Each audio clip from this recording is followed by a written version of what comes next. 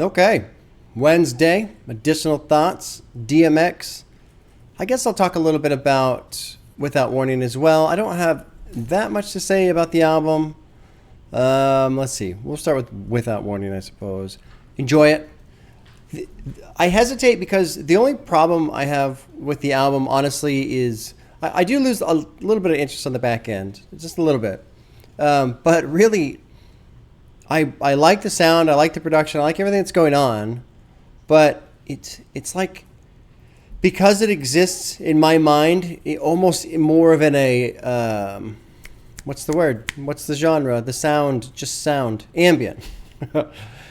Because it feels more like an ambient album for me in terms of just how my brain processes and listens to it. It kind of slips into that category, which is fine. That is fine. That's not a problem. The problem, though, is that category in my brain has a lot of albums that are floating around in there. And so I feel like Without Warning is one that is good, but I probably won't go back to very often. Not because I dislike it, but because when I'm in that mood, I don't know if I'll put that on. Like, I enjoy ambient music quite a bit, but you have to be in the right mood for it. You can't just, like, I'm not going to go for a 3-hour drive and listen to ambient music, right? I'm going to crash my car and fall asleep, right? So I have to be in the right setting, in the right mood, all these different things in order to be able to enjoy ambient music. And with 21 Savage, Without Warning, I don't know how often I'll put it on in terms of just being in that mood, chilling to that thing. And it's weird because Astro World is kind of in the same boat, but for some reason Astro World's different for me. I don't know why. I like Astro World. Maybe it's because it's a longer album. Maybe it's because I don't lose interest in the back half. Like, I pretty much just enjoy Astro World top to bottom. The only with 21 Savage Without Warning. Let's see, what are those two?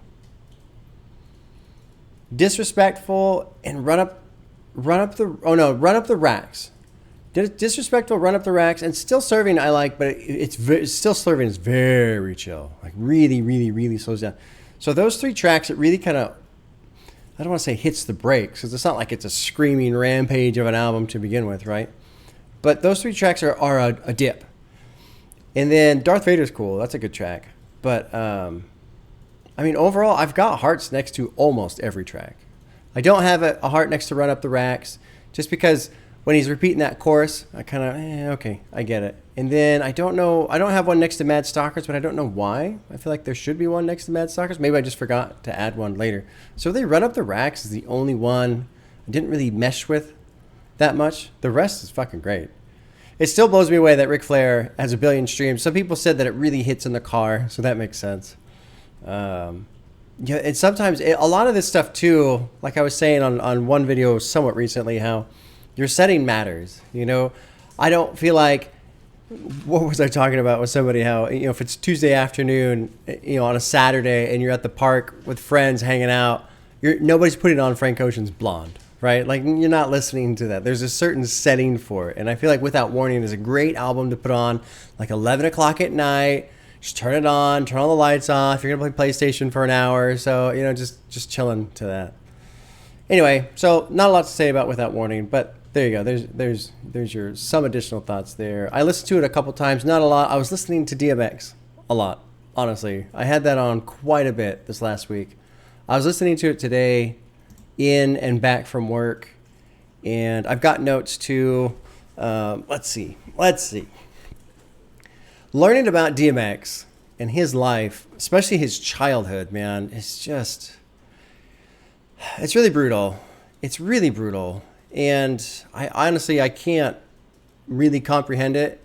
If I sat here and said, if I tried to express any kind of understanding toward what he went through, I would just be talking out my ass. Like the fact that, his mom beat him and her boyfriends beat him, and he, getting in all this trouble and run away from home and living on the streets and befriending dogs, and which is why he's got so many references to dogs and barking and all that other stuff. Like, just, it's pretty crazy.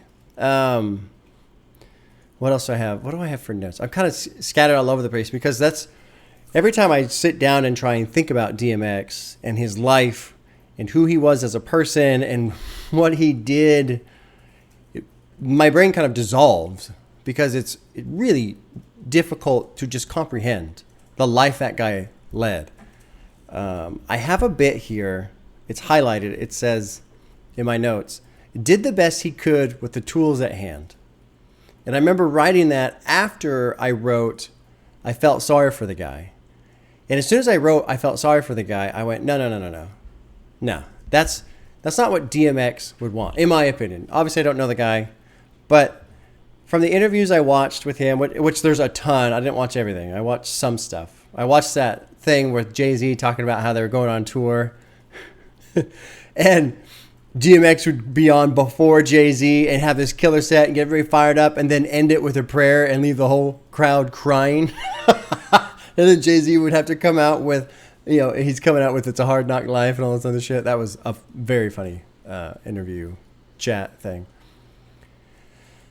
I feel like with DMX, though, especially when you start thinking about what he says in the prayer and what he says in the convo and these struggles that he's had and the pain that he's endured, I feel like if you told him, I feel sorry for you, he would say, don't feel sorry for me. And I feel like DMX is a perfect example of a type of person who, and this is why I highlighted it, does the best that they can with the tools that they have. And I think about him being a kid and basically having no parental figures at all in his life, and just no structure, no love. Like there was something I saw where I think it was an interview. He said basically his mom never told him that she loved him ever. Just stuff like that, and thinking about how a child grows up and progresses into a person in the toolkit that gets handed off to them by their parents, by their families, their friends, all these things. And he didn't have that. And then to think about whatever kind of shit he had to deal with living on the streets and all that that's its own, like, aside almost to how his life was.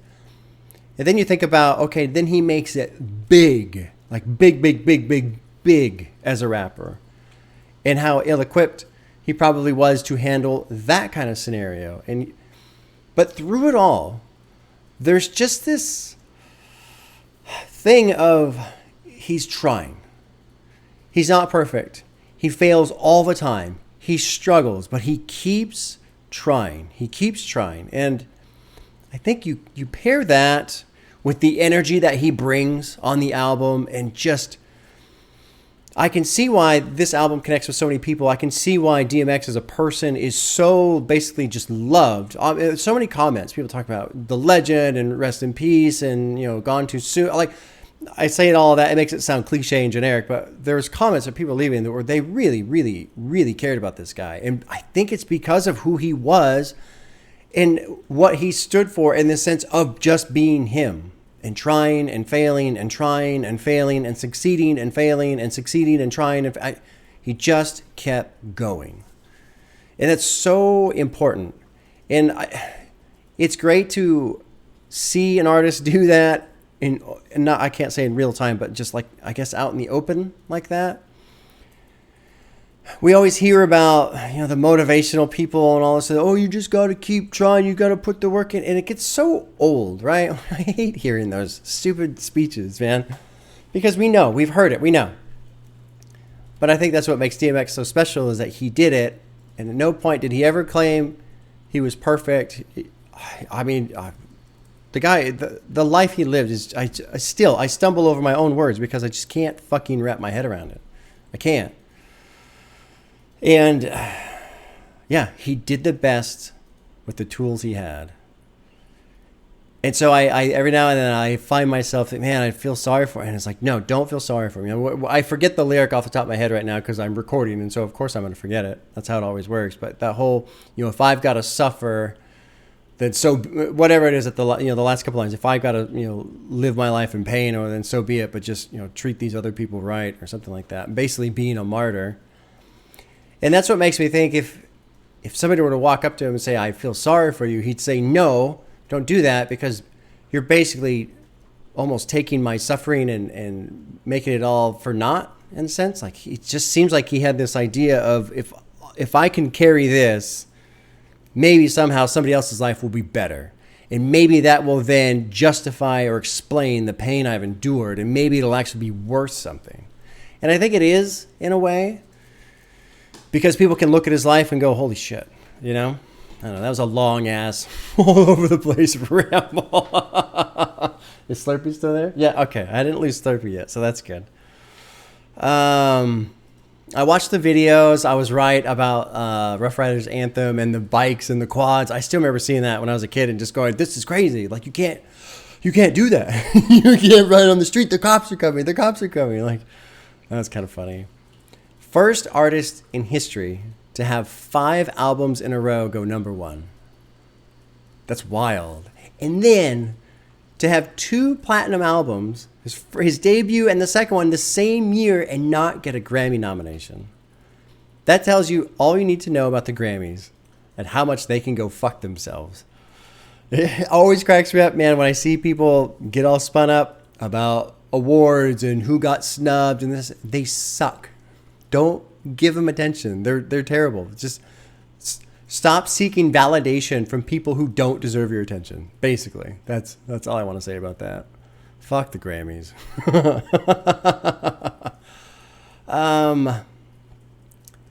Fucking with D is still my favorite track. I feel like it's criminal that Spotify says there's 150 million listens on Rough Riders Anthem, and the next track only has 5 million. I just can't process that at all. Damien's a great song. Get At Me Dog. Oh, that was the other thing I was saying. I actually didn't make a note, but I said in the reaction how I felt like maybe the album was a little too long, a little bloated here and there. And then I started thinking, well, first of all, as I did additional listens, I enjoyed it more. It didn't feel as long. You know, when I do a reaction, it's a long video, lots of talking. So that kind of amplifies any kind of feeling of it being bloated or longer because I'm so bloated and longer. No one else is laughing at my joke. Oh well. Slurpee's laughing. He's always happy. The album, though, when I was just listening to it in a casual sense, like, you know, the average person would listen to an album, it didn't bother me at all. I think you could still trim stuff. Like X is Coming, I would just get rid of that one, obviously. And then some of the skits, you know, I feel like the skits, they don't really play into any specific theme that exists on the album. For the most part, the tracks are kind of standalone, one-off album or tracks. There's not like a theme that's woven through from beginning to end in the album. But then I was thinking, you know, if it's his debut album and they don't know what's going to hit, just throw everything out there. You know, yeah, have some good heavy songs, have some mellow songs, just everything across the board, and then see what sticks, you know? So it makes sense in that regard. Maybe cut ATF. ATF doesn't really feel, although it's a cool beat. I like how they use the doorbell for the beat. I like that quite a bit. Quite a bit. Oh, and I forgot, fittingly, without warning, right? How it took me a couple tracks to realize there was 2 guys rapping. It wasn't just 21 Savage. It was Offset as well. And I was aware when I was complimenting 21 Savage about how he changed up his flow that was actually Offset. But at that point in the video, I didn't want to like pause the music 20 seconds after I just started playing it again. But that was a fun little moment of embarrassment for me. I had said I was going to start researching albums a little bit, going into them, not going into them blind. And then I, of course, forgot to do that without warning. It's funny to me that I have to now learn how to research because I've been doing albums blind for so long. It's like, oh, yeah, you can just go read about it a little bit, like on Wikipedia or something. And anyway, not the best additional thoughts video. DMX, he's just got a special place, man. There's something about that guy. You know, lyrically, he's not, you know, the most complex writer. He's very straightforward and to the point of what he's saying. But there's some, I was going to say, so there's some greatness in that. There's something about simplicity and just being straightforward and makes it easy to understand what he's talking about. You know, there's no question to what he's saying. And the life that he led, man, it just, that's a hard one. That's a hard one. But what's cool is there's so much love for the guy. And I think I mean, the reason why I appreciate what he did and who he was is just because he had all this shit going on in his life, and he didn't really seem to shy away from it. This is who I am, and this is what's happened, and so be it. And I feel like that's a great example for everybody. You know, he's easy to look up to because he kept going. And that in itself is inspiring. You know, it's one thing to hear these stupid cliche motivational speaks, but it's something else to see somebody just keep going, you know? And it is too bad that, you know, he had these addiction issues and legal issues and marriage issues and kids issues. I mean, all kinds of stuff, right? But like I said earlier, when you aren't equipped with all the tools to handle these things, you know, you can only do so much. So there you go. All right, I'm in repeating myself territory. There's additional thoughts. Tomorrow is another buwag. I'll be posting the playlist soon. And Friday is clipping. There existed an addiction to blood. I'm looking forward to that. Some other people are as well. Should be fun. We'll see you. Take care.